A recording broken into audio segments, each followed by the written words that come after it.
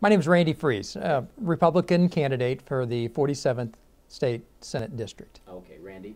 Obviously, you're a known person in this area. Tell me, number one, why you decided to make this move toward a state office like this. Well, just look at the condition of the state of Illinois.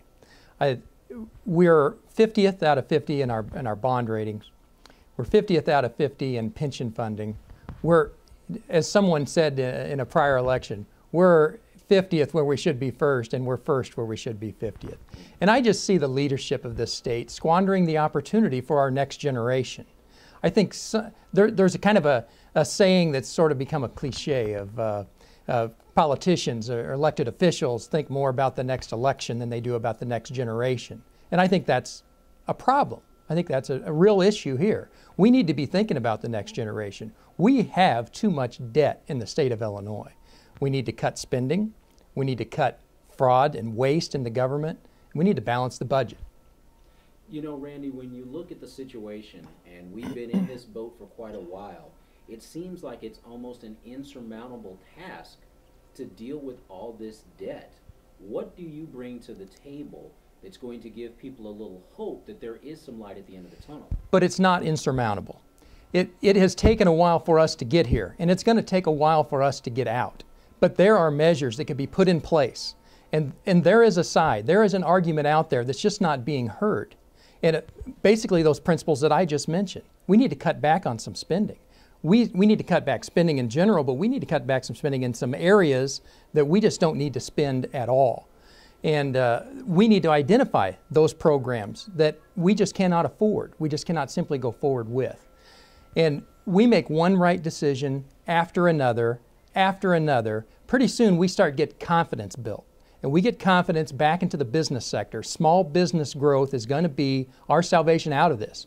And that's what we need. We need to have a level playing ground for those businesses to want to start reinvesting in Illinois instead of wanting to move across the river and do business elsewhere.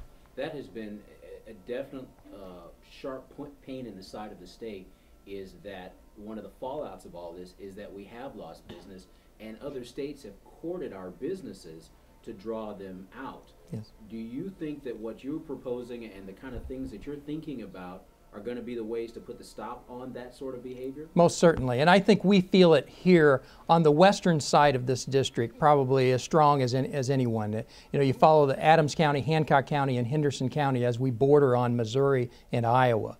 And if you look at those states, we're hearing the advertisements that they're running over there now, how more fiscally sound their state's being run than ours. We have failed leadership in this state, and it's been failed leadership for too long. And you know, part of the deal is some of those leaders have just been there too long. And if we keep electing the same people back into government to represent us and expect different results, I think we're fooling ourselves. We need new people with new ideas and aggressive ideas that want to get in and work and change the body, change the thought process in Springfield, Illinois. More focused on the taxpayer. We've got to look at what we're doing to the Illinois taxpayer. We can't continue to just come back and knock on their door and ask for more. The taxpayer has been doing their job through the years. It's our leadership in Springfield that squandered that money, squandered the opportunity, again, for our next generation. Now, one of the things that I remember distinctly when Blagojevich was governor was there was always a talk about he's more focused on the Chicago area. Pat Quinn came in and there was talk that that was going to change, and then some people still feel as though there's still more focus on that part of the state. What is it that you can do if you were elected to draw attention to this part of the state and the issues and concerns of, say, farmers, family people, that sort of thing, to get the focus that it's not just that part of the state, but there's a whole state that has to be addressed? Well, certainly we haven't had a change because under Governor Quinn, it's been Chicago-centric. It's been Cook County-centric. We still feel that. We still see that.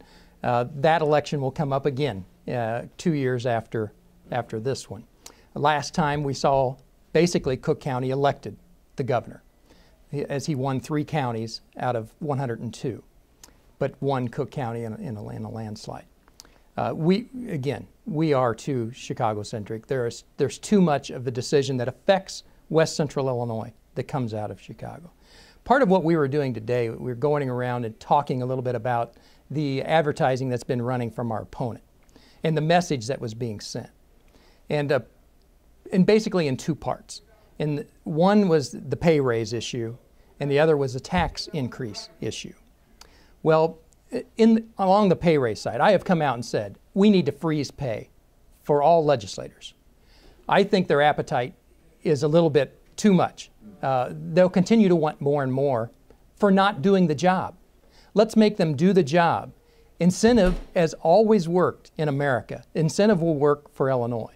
Make them do their job. Get this financial crisis under control, then we'll talk about pay raises. We'll talk about thawing those pay raises out and go back to it. And the other thing is the tax increases. We had, at 2 o'clock in the morning, they voted that year and a half ago on the 67% tax increase. And in the advertisement that came out recently, my opponent said he voted against that. But there was and the reason he said he voted against it is how could he with the situation the way it is in the state?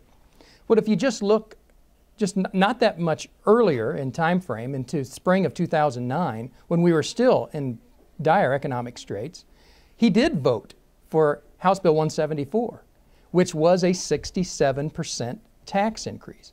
So I want to know, I just want to ask the question, why then, and why not then now, and what about the next time? Where are you going to be next time? We need to know this. I think the taxpayer wants to know this. Now, one of the things that I thought was interesting what you said, and I have heard when we interviewed regarding this, was, and I had never heard this before, was the overnight voting.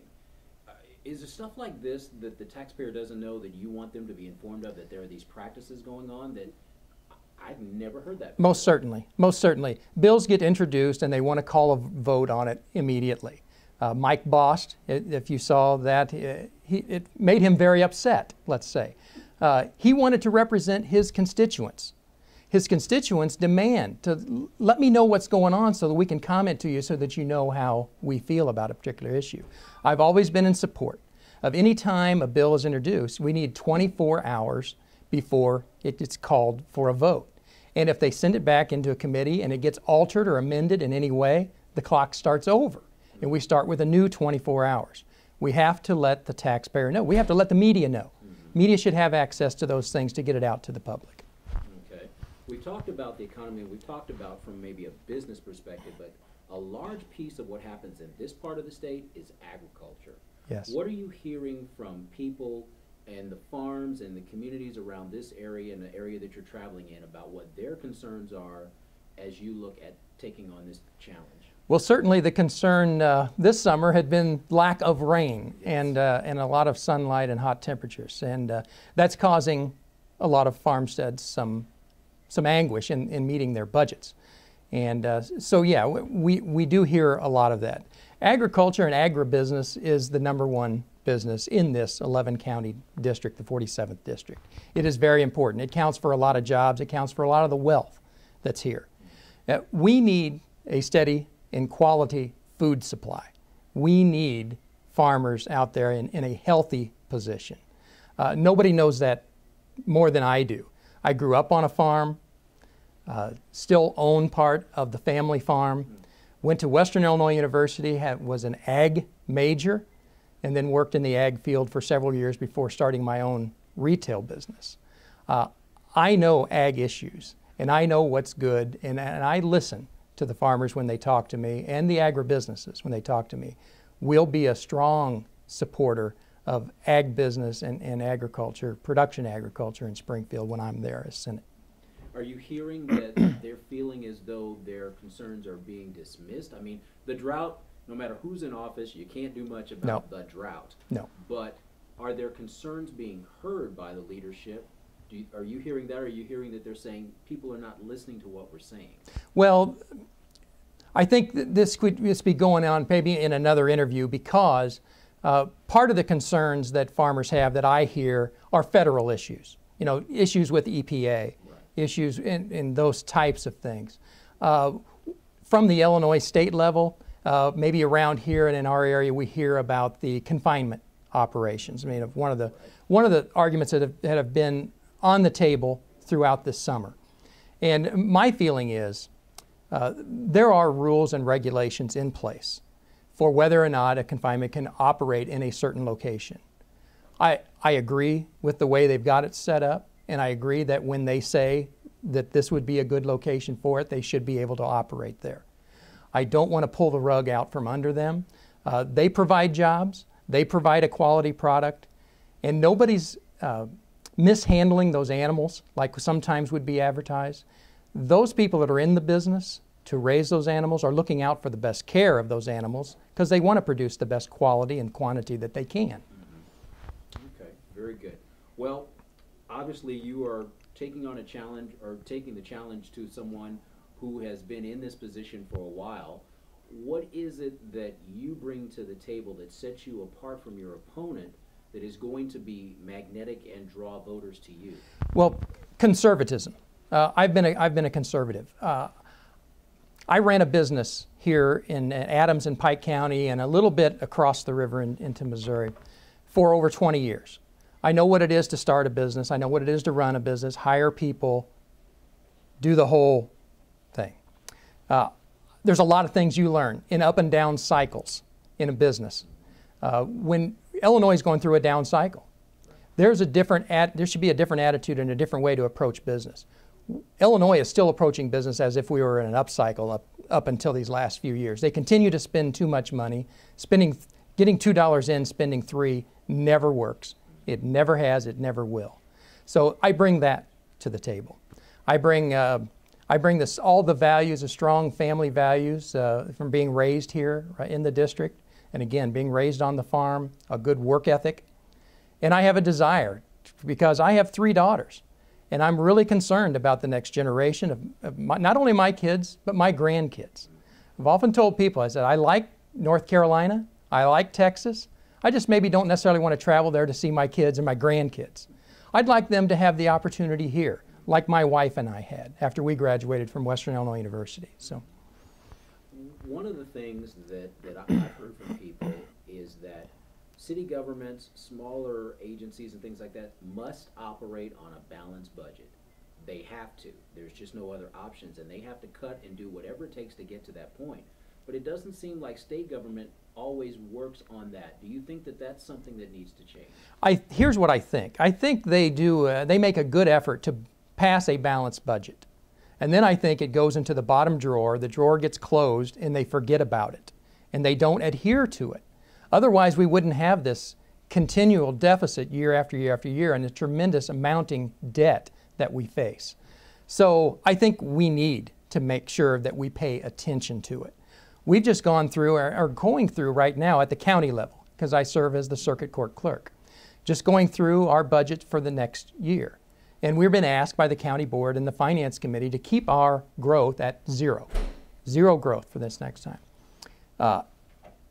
And I think that's wonderful, that's great. Now, of course, we're going to incur some extra costs. We do a lot of postage. There's going to be postage increases. We know that's going to go up. But any way we got a chance to save money on the other side, we do it. And I'm very happy with the record that I have to show for my 7.5 to 8 years of service as circuit clerk. I've been over my budget 1 year out of that 7. And that was just 1 year where we had a lot of extra cases to handle. We had some extra overtime. But in the 6 years that I was under, I was way under, more so than the 1 year was over. So we need that fiscal conservatism. We need that attention to the detail. We need someone with passion who will go talk to the other legislators and convince them that this is the way we need to go. This is the decision we need to make for the best for Illinois. And I would love to be that person. Okay, I have one more question to ask you, but first I want to ask you, is there anything that you want to talk about that I might have missed? Well, here's... From the giant plate of options. Yeah, and we've already touched on some of these, but I've come out and said that I want to freeze pay. And again, so we're going to hold pay this way. We're not going to feed the appetite of the legislators until they get this problem solved. Secondly, I've said that I will not participate in the legislative pension program. I don't think we should even have a pension type program a defined benefit program for state legislatures. I think if there's anything, it should be framed up more like the private 401ks, and I'm not sure how you do that at the public level, but that's the type of thing it should be. There should be a defined payment in and a defined amount of money that would then be yours upon retirement, instead of this work for 10 years and then for the next 30 or 40 draw some kind of a pension off of the taxpayer. Right. That's not working. We're seeing that it's not working. I'm not in favor of it, so I will not participate in it. I also think by not participating in the pension that I'll be better at, when I sit at table to discuss the contracts for the pension for the people of the state of Illinois. That way I'm not influenced by the decision. Personally, I'm not going to gain from it. So I think it's a neutral position that would benefit me when I negotiate. And I think transparency in government. I think, again, we talked a little bit about it with making the bills available for 24 hours, even if they're amended or changed, the clock starts over. We need total transparency in state government. We need to have more things online at ilga.gov. Committee minutes, things like that. We need to inform the public to let them know that their servants in Springfield are there and doing the job for them. Okay. So my last question for you is this, and I ask this when I do these type of interviews all the time. Talk to me as a voter, even though we're on camera here. Tell me why I should vote for you. Okay. Well, I have a passion for this. I really have a passion for the state of Illinois and for the next generation. My family has been here and farmed for several generations. I want that to continue. I want us to have a wonderful home here in Illinois. And I just see the leaders of the state of Illinois squandering that opportunity with this massive amount of debt they've piled on us, and their total lack of respect for the taxpayer, and certainly the lack of respect for the people here in West Central Illinois. Again, I want to go to work. I want to not only go and cast a vote one way or another, voting something up or down. I want to influence the other legislators that are there with me. And I want to show them a better picture for the state of Illinois and a better future for the state of Illinois. So with that, I would say my background, my work ethic from growing up on the farm, my education at Western Illinois University, my 20 years of business experience at the retail level, and now my 7+ years of experience at the county level of small government. I want to take all of that, put that all together, combine it all together, and take the best of it to Springfield, Illinois to do the best job for the voter of West Central Illinois.